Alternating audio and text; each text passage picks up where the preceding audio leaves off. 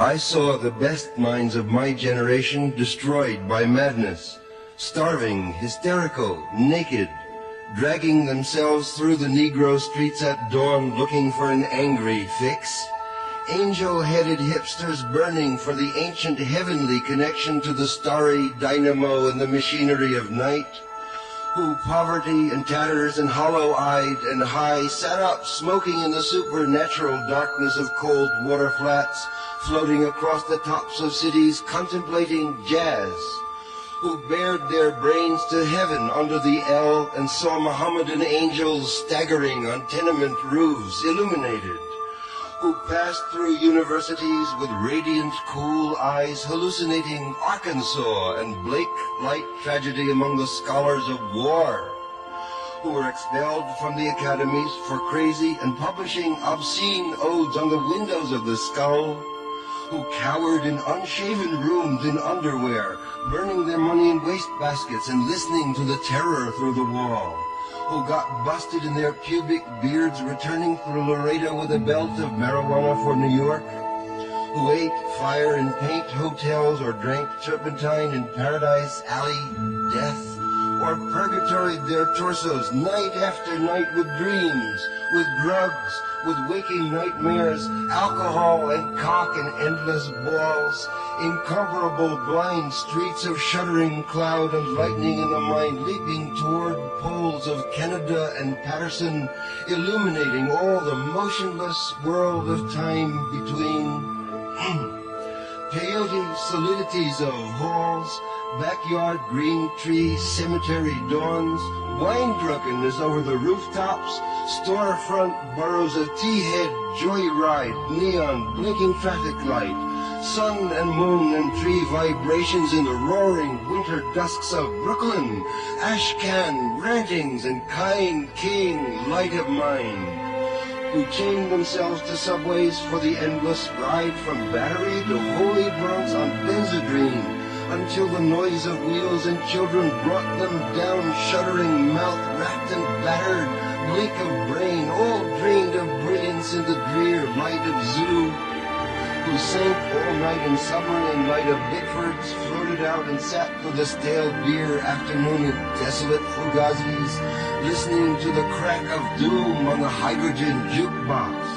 who talked continuously 70 hours from park to pad to bar to Bellevue to museum to the Brooklyn Bridge, a lost battalion of platonic conversationalists jumping down the stoops, off fire escapes, off window sills, off Empire State, out of the moon, yakety-yakking, screaming, vomiting, whispering facts and memories and anecdotes and eyeball kicks and shocks of hospitals and jails and wars. Oh, intellects disgorged in total recall for 7 days and nights with brilliant eyes, meet for the synagogue cast on the pavement, who vanished into nowhere at Zen, New Jersey, leaving a trail of ambiguous picture postcards of Atlantic City Hall, suffering Eastern sweats and Tangerian bone grindings and migraines of China under junk withdrawal in Newark's bleak furnished room, around and around at midnight in the railroad yard, wondering where to go and when, leaving no broken hearts, who lit cigarettes in boxcars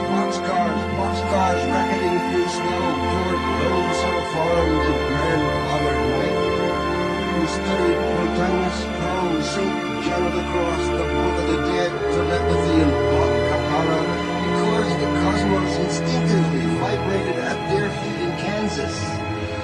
roamed it through the streets of Idaho, seeking visionary Indian angels who were visionary Indian angels, who thought they were only mad when Baltimore gleamed in supernatural ecstasy, who jumped in limousines with the Chinamen of Oklahoma on the impulse of winter, midnight, streetlight, small town, rain, who lounged hungry and lonesome through Houston seeking jazz or sex or soup, and followed the brilliant Spaniard to converse about America and eternity, a hopeless task, and so took ship to Africa, who disappeared into the volcanoes of Mexico, leaving behind nothing but the shadow of dungarees and the lava and ash of poetry scattered in fireplace Chicago,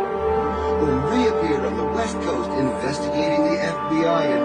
and shorts with big pacifist eyes, sexy in their dark skin, passing out incomprehensible leaflets. Who burned cigarette holes in their arms, protesting the narcotic tobacco haze of capitalism. Who distributed super communist pamphlets in Union Square weeping and undressing while the sirens of Los Alamos wailed them down, and wailed down raw. The Staten Island ferry also wailed.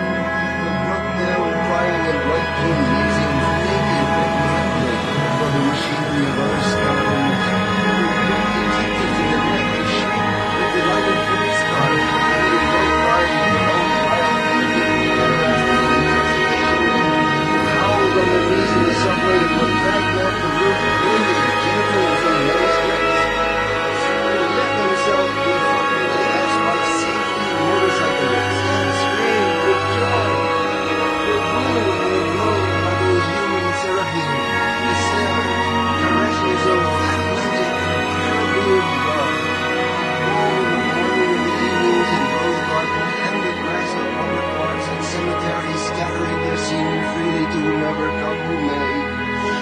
Who hiccup aimlessly trying to giggle but wound up with a sob behind the partition in a Turkish bath when the blonde and naked angel came to pierce them with a sword.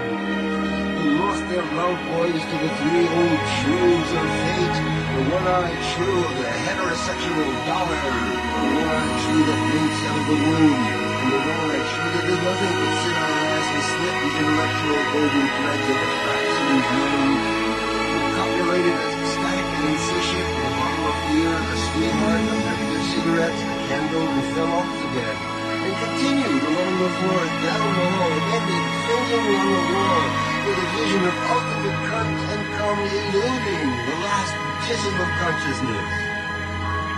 Who sweetened the snatches of a million girls trembling in the sunset, and were red-eyed in the morning, but prepared to sweeten the snatch of the sunrise, flashing buttocks under barns and naked in the lake.